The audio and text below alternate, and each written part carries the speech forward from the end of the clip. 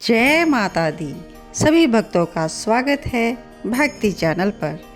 भक्ति चैनल पर जुड़कर आप भगवान के विषय में बहुत अच्छी अमृत कथा का श्रवण कर रहे हैं। तो आज हम इसी भक्ति चैनल के माध्यम से जगत जननी भगवती उमा का मनोहर चरित्र श्रवण करेंगे। पर ब्रह्म परमात्मा महेश्वर की जो आद्या सनातनी शक्ति है वे उमा के नाम से विख्यात है। वे ही त्रिलोकी को उत्पन्न करने वाली पराशक्ति हैं। दक्ष कन्या सती और हिमवान की पुत्री भी पार्वती वही हैं और उसी देवी के अन्य अन्य अवतार हुए। तो शौनक आदि महर्षि सूत जी से कहते हैं कि अब हमें परा अम्बा उमा के महान चरित्र का श्रवण करवाएं। तब सूत जी महात्मा कहते हैं कि पूर्व काल में महात्मा सूरत ने महर्षि मेधा से भी यही कथा पूछी थी। तो जो उस समय मेधा ऋषि ने कथा बताई थी वही कथा हम आपको बताने जा रहे हैं। स्वारोचिष मनवंत्र में विरथ नाम के एक प्रसिद्ध राजा थे और उनके पुत्र सूरत हुए जो महान बल और पराक्रम से संपन्न थे। दान निपुण, सत्यवादी, सब धर्म कुशल, विद्वान, देवी भक्त, दया सागर और प्रजाजनों का भली भांति पालन करने वाले थे। इंद्र के समान तेजस्वी राजा सूरत के पृथ्वी पर शासन करते समय 9 ऐसे राजा हुए हैं जो उनके हाथ से भूमंडल का राज्य छीन लेने के प्रयत्न में लगे हुए थे।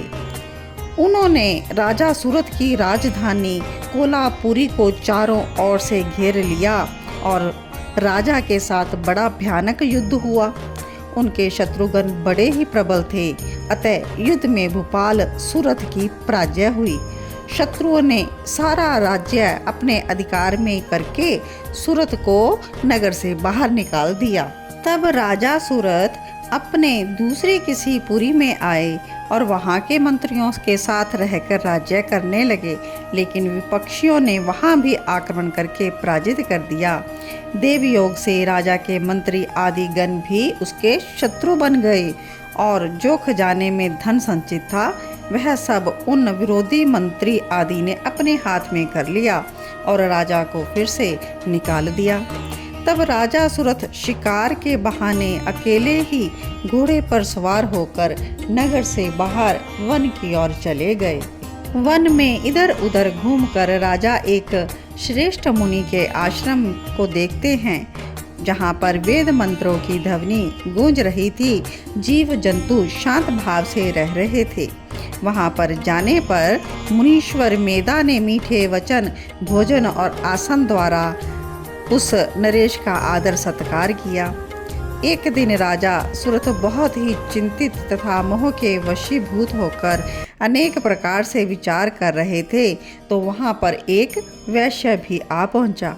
राजा ने उनसे पूछा कि आप कौन हो, किसके लिए आए हो, क्या कारण है कि दुखी दिखाई दे रहे हो।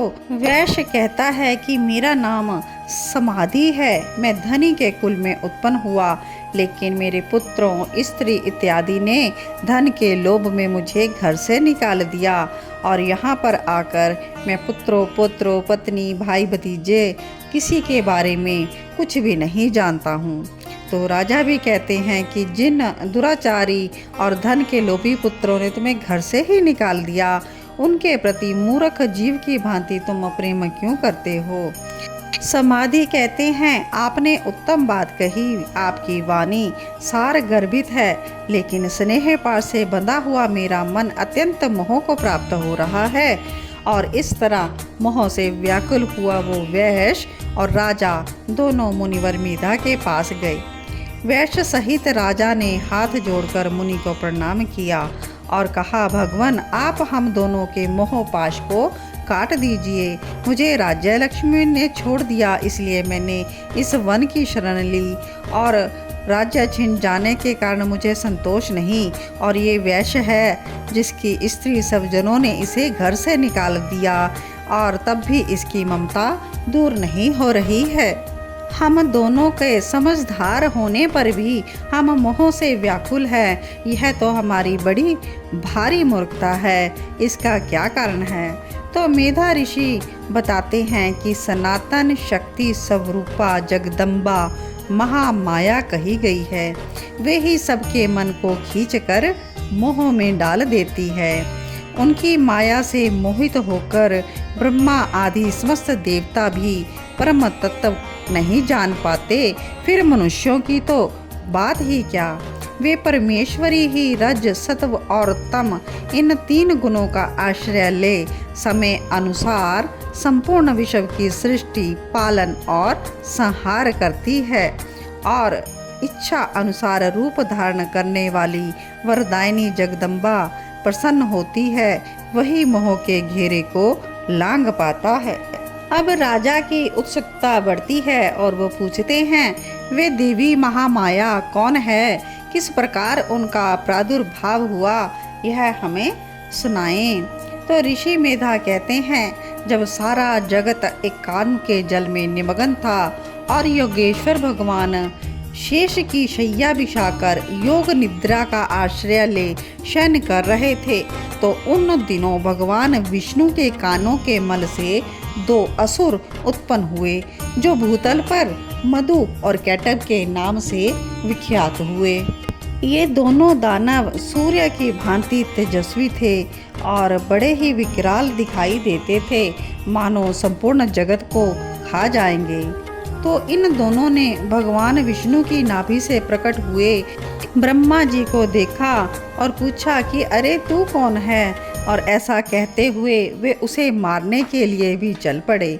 तो ब्रह्मा जी ने जब देखा तो दोनों दैत्य आक्रमण करना चाहते हैं और भगवान जनार्दन समुद्र के जल में शयन कर रहे हैं। तब ब्रह्मा जी ने परमेश्वरी को स्मरण किया और प्रार्थना की, अंबिके इन दोनों दुर्जय असुरों को तुम मोहित करो और अजन्मा भगवान नारायण को जगा दो। तो इस प्रकार मधु और कैटब के नाश के लिए ब्रह्मा जी की प्रार्थना करने पर संपूर्ण विद्याओं की अधिदेवी जगत जननी महाविद्या शक्ति के रूप में प्रकट हुई और महाकाली के नाम से विख्यात हुई। तभी आकाशवाणी हुई, कमला आसन डरो मत, आज युद्ध में मतु कैटब को मारकर मैं तुम्हारे कंटक का नाश करूंगी। यूँ कहकर वे महामाया श्री हरि के नेत्र और मुख आदि से निकलकर अव्यक्त जन्मा ब्रह्मा के दृष्टिपथ में आकर खड़ी हो गई। और फिर देवा अधिदेव ऋषिकेश जनार्दन जाग उठे। उन्होंने अपने सामने दोनों दैत्य मतु और कैटब को देखा। दोनों दैत्यों के साथ विष्णु जी का 5000 वर्षों तक बाहुयुद्ध हुआ और तब महामाया के प्रभाव से मोहित हुए उन श्रेष्ठ दानवों ने लक्ष्मीपति से कहा कि हमसे मनोवांछित वर ग्रहण करो। नारायण बोले, यदि तुम लोग प्रसन्न हो तो मेरे हाथ से मारे जाओ। यही मेरा वर है, इसे दे दो। मैं तुमसे दूसरा कोई वर नहीं मांगता। तब उन असुरों ने देखा कि सारी पृथ्वी जल में डूबी हुई है। तब वह बोले कि हम दोनों को ऐसी जगह मारो जहाँ जल से भीगी हुई धरती ना हो। तो बहुत अच्छा कहकर भगवान विष्णु ने अपना परम तेजस्वी चक्र उठाया और अपनी जांघ पर उन दोनों के मस्तक राख कर काट डाला। तो इस प्रकार से हमने महर्षि मेधा और सूत जी के द्वारा देवी के उत्पत्ति का प्रसंग श्रवण किया। इसके आगे देवी के महालक्ष्मी रूप का वर्णन और उनके द्वारा महिषासुर की कथा का वर्णन आएगा।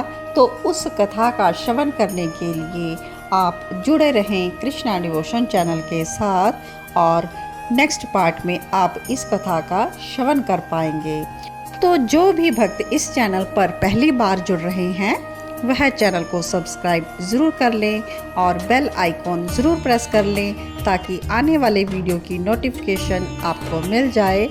तो बहुत जल्द मिलते हैं अपनी नेक्स्ट कथा वीडियो में भगवती देवी दुर्गा के नए रूप और नई कथा के साथ। तब तक आप सभी भक्तों को जय माता दी।